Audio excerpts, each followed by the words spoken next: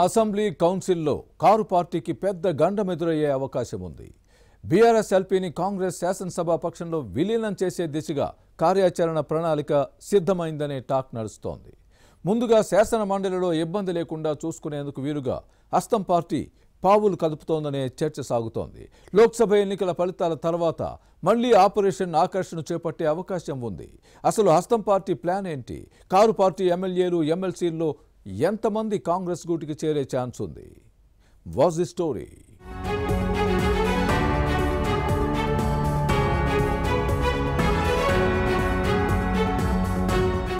Parliament ఎన్నికల సమరం ముగిసింది. పోలింగ్ సరళిపై వస్తున్న ఫీడ్బ్యాక్ బీఆర్ఎస్ నాయకులను కలవరపెడుతోంది. ఇదే సమయంలో కాంగ్రెస్ జోష్ పై ఉంది. దీంతో దూకుడు పెంచుతోంది. మళ్లీ ఆపరేషన్ ఆకర్ష్ యాక్షన్ ప్లాన్ సిద్ధం చేస్తోందన్న చర్చ సాగుతోంది. కాంగ్రెస్ ప్రభుత్వం పడిపోతుందని, త్వరలోనే బీఆర్ఎస్ మళ్లీ అధికారంలోకి వస్తుందని ప్రచారం చేశారు గులాబీ పార్టీ నేతలు. దీనిపై ఆగ్రహంగా ఉన్న హస్తం పార్టీ నాయకత్వం బీఆర్ఎస్ కు రివర్స్ షాక్ ఇవ్వాలని భావిస్తోంది. గతంలో హస్తం పార్టీ ఎమ్మెల్యేలు ఎమ్మెల్సీలను చేర్చుకుని సీఎల్పీని బీఆర్ఎస్ లో విలీనం చేసుకుంది. ఇప్పుడు కాంగ్రెస్ కూడా అదే ప్లాన్ లో ఉంది. బీఆర్ఎస్ శాసనసభా పక్షాన్ని సీఎల్పీలో విలీనం చేసుకుని కారు పార్టీని కోలుకోలేని దెబ్బ కొట్టాలి అనే కసితో ఉంది. ఇందుకోసం యాక్షన్ ప్లాన్ సిద్ధం చేసినట్టు సమాచారం. అదే జరిగితే బీఆర్ఎస్ లో ఎమ్మెల్యేలు ఎమ్మెల్సీలు ఎంతమంది మిగులుతారు అనే అంశంపై చర్చ సాగుతోంది.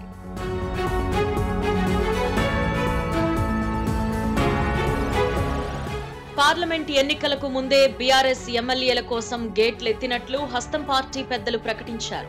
ఇప్పటికే పెద్ద సంఖ్యలో బీఆర్ఎస్ నేతలు కాంగ్రెస్ లో చేరుతున్నారు.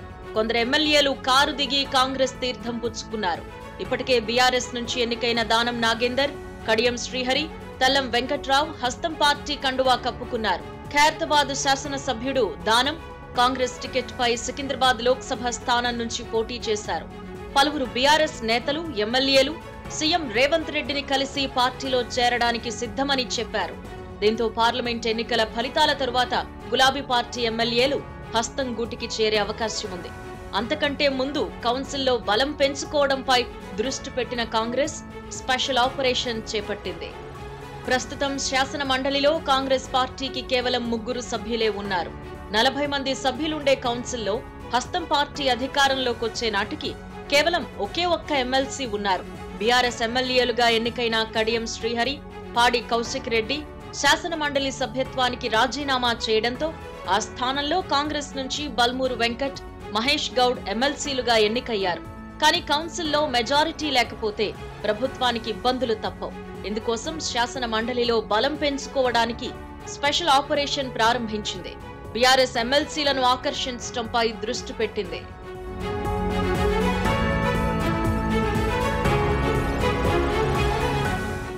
శాసన మండలిలో బీఆర్ఎస్ కు 28 మంది ఎమ్మెల్యేలు ఉండేవారు.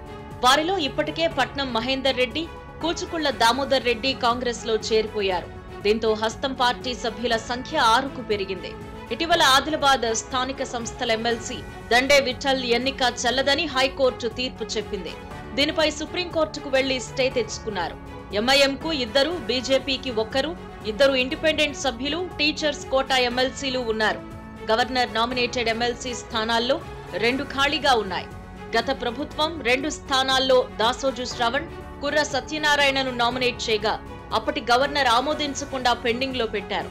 ఆ 2 స్థానాలకు కాంగ్రెస్ ప్రభుత్వం వచ్చాక కోదండరాం, అమీర్ అలీ ఖాన్ పేర్లను రాజ్భవన్ కు పంపించింది.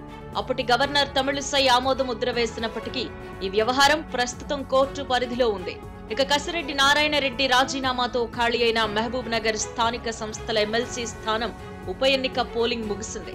ఫలితం రావాల్సి ఉంది. పల్లా రాజేశ్వర్ రెడ్డి రాజీనామాతో ఖాళీ అయిన నల్లగొండ, ఖమ్మం, వరంగల్ పట్టభద్రుల ఎమ్మెల్సీ స్థానానికి ఈ నెల 27న పోలింగ్ జరగనుంది. ఈ సీటుపై కాంగ్రెస్ ఆశలు పెట్టుకుంది.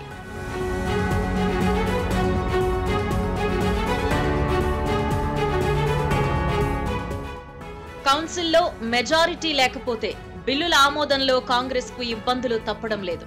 ఈ సమస్యను అధిగమించేందుకు ఆపరేషన్ ఆకర్ష్ కు ప్రాధాన్యత ఇస్తోంది. అయితే చట్టసభలో ఒక పార్టీ శాసనసభా పక్షాన్ని మరో పార్టీలో విలీనం చేయాలి అంటే మూడో వంతు సభ్యులు తీర్మానం చేసి సభాపతికి లేఖనివ్వాలి. గతంలో బీఆర్ఎస్ ఇలాగే చేసింది. ఇప్పుడు కౌన్సిల్లో అలా జరగాలి అంటే 19 మంది బీఆర్ఎస్ ఎమ్మెల్సీలు బయటకు రావాల్సి ఉంటుంది. ఇప్పటికే కొందరు గులాబీ పార్టీకి గుడ్ బై చెప్పారు. త్వరలోనే మరో 20 మంది వరకు కాంగ్రెస్ లో చేరే అవకాశం ఉందనే ప్రచారం సాగుతోంది. ఇప్పటికే కొందరు కాంగ్రెస్ పెద్దలతో టచ్ లోకి వెళ్లినట్టు టాక్ నడుస్తోంది. విలీన ప్రక్రియ పరిపూర్ణమయ్యే వరకు మండలిలో తమకు ఇబ్బంది లేకుండా చూసుకునే ప్రయత్నం చేస్తోంది కాంగ్రెస్. కౌన్సిల్ చైర్మన్ గుత్తా సుఖేందర్ రెడ్డిని తమ వైపు తిప్పుకునే స్కెచ్ వేసి సక్సెస్ అయిందని వినిపిస్తోంది. బీఆర్ఎస్ అధిష్టానంపై ఈయన కూడా అసంతృప్తిగా ఉన్నారు. కేసీఆర్ కనీసం అపాయింట్మెంట్ కూడా ఇవ్వలేదని బహిరంగంగానే అసంతృప్తి వ్యక్తం చేశారు. అటు సీఎం రేవంత్ రెడ్డితో ఈయనకు బంధుత్వం కూడా ఉంది. దీంతో గుత్తా కొంతకాలంగా కాంగ్రెస్ కు దగ్గరయ్యారు అనే చర్చ సాగుతోంది. దీనికి బలం చేకూరేలా ఇటీవలే ఈయన కుమారుడు అమిత్ రెడ్డి హస్తం పార్టీలో చేరారు. తండ్రి అనుమతితోనే అమిత్ కాంగ్రెస్ కండువా కప్పుకున్నారని టాక్. ఈ నేపథ్యంలో ఇక కౌన్సిల్లో కాంగ్రెస్ ప్రభుత్వానికి చైర్మన్ సపోర్ట్ లభించినట్లేనని అంటున్నారు. ఈయన ద్వారా త్వరలోనే బీఆర్ఎస్ విలీన ప్రక్రియ సాఫీగా జరిగే అవకాశం ఉందని రాజకీయ విశ్లేషకులు అంచనా వేస్తున్నారు. మరి ఏం జరుగుతుందో చూడాలి.